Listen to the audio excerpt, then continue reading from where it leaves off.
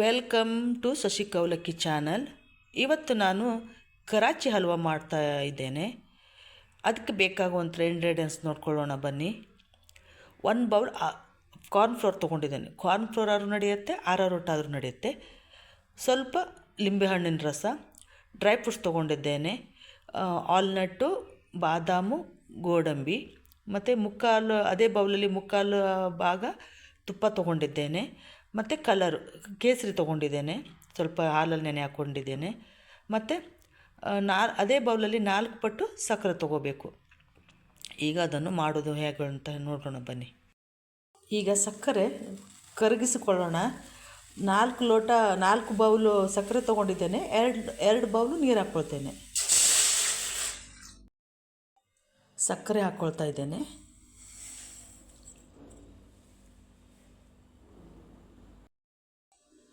ಸಕ್ಕರೆ ಕರಗಿದ್ರೆ ಸಾಕು, ಪಾಕ ಏನು. ಈಗ ಹಿಟ್ಟು ರೆಡಿ ಮಾಡ್ಕೊಳ್ಳೋಣ. 1 ಬೌಲಿಗೆ 2 ಬೌಲು ನೀರು ಹಾಕ್ಕೊಂಡು ಹಿಟ್ಟು ರೆಡಿ ಮಾಡ್ಕೋಬೇಕು. ಸರಿಯಾಗಿ ಹಿಟ್ಟನ್ನು ನೀರಲ್ಲಿ ಹಾಕಿ ಮಿಕ್ಸ್ ಮಾಡ್ಕೋಬೇಕು. ಈಗ ಆಗಿದೆ ಇದು. ಈಗ ದಪ್ಪ ತಳದ ಪಾತ್ರೆ ತೊಗೋಬೇಕು. ಅದರೊಳಗೆ ಈಗ ಸ್ವಲ್ಪ ಸಕ್ಕರೆ ನಾವು ಕುದಿಸ್ಕೊಂಡಿದ್ವಲ್ಲ, ಅದನ್ನು ಒಂದು ಅರ್ಧ ಹಾಕ್ಕೋಬೇಕಷ್ಟೆ.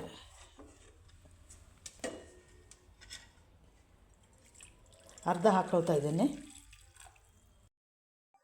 ತುಪ್ಪ ಸ್ವಲ್ಪ ಹಾಕ್ಕೊಂಬಿಡೋಣ ಇದಕ್ಕೆ. ಈಗ ಇದಕ್ಕೆ ಕಾರ್ನ್ಫ್ಲೋರ್ ಹಾಕ್ಕೊಳ್ಳೋಣ.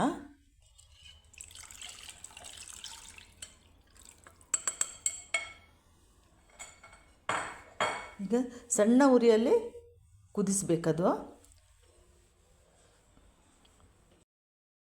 ಈಗ ನೋಡಿ ಸ್ವಲ್ಪ ದಪ್ಪ ಆಗೋಕ್ಕೆ ಸ್ಟಾರ್ಟ್ ಆಯಿತು.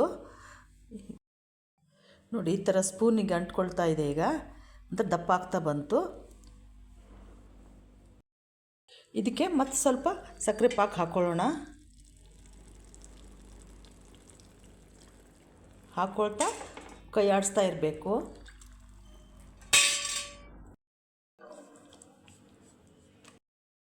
ಈಗ ಮತ್ತೆ ಸ್ವಲ್ಪ ಸಕ್ಕರೆ ಪಾಕ ಹಾಕ್ಕೊಳ್ಳೋಣ.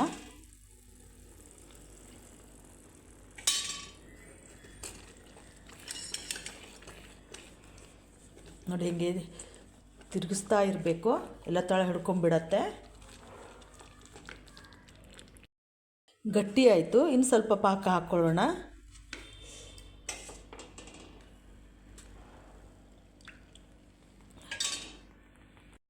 ಸ್ವಲ್ಪ ತುಪ್ಪ ಹಾಕ್ಕೊಂಡೆ. ಈಗ ಇದು ಪಾಕ ಗಟ್ಟಿಯಾಗಿದೆ ಅಂತ ನೋಡೋಕ್ಕೆ ನೀರಲ್ಲಿ ಹಾಕ್ಕೊಂಡು ನೋಡಬೇಕು.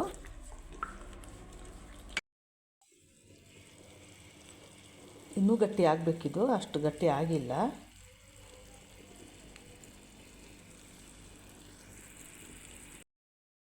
ಆಗ್ತಾ ಬಂತು. ಇದಕ್ಕೀಗ ಕಲರ್ ಆ್ಯಡ್ ಮಾಡೋಣ. ಎಷ್ಟು ಗಟ್ಟಿಯಾಗಿ ಬಂತು ನೋಡಿ. ಸ್ವಲ್ಪ ಟೈಮ್ ತಗೊಳತ್ತೆ ಇದು. ಲಿಂಬು ಜ್ಯೂಸ್ ಸ್ವಲ್ಪ ಹಾಕ್ತಾ ಇದ್ದೇನೆ.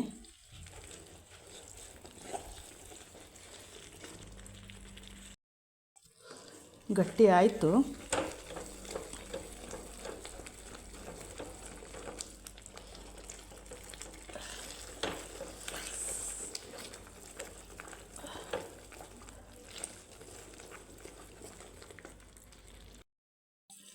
ಪ್ಲೇಟಿಗೆ ಒಂದು ತುಪ್ಪ ಸವರ್ಕೊಳ್ಳೋಣ.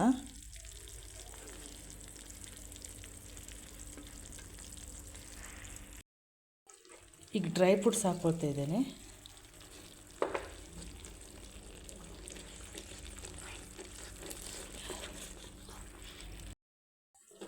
ಆಗಿದೆ ಈಗ.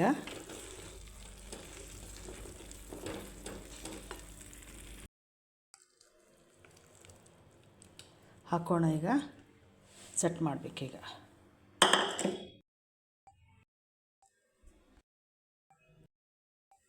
ಕರಾಚಿ ಹಲ್ವಾ ರೆಡಿಯಾಗಿದೆ ಈಗ.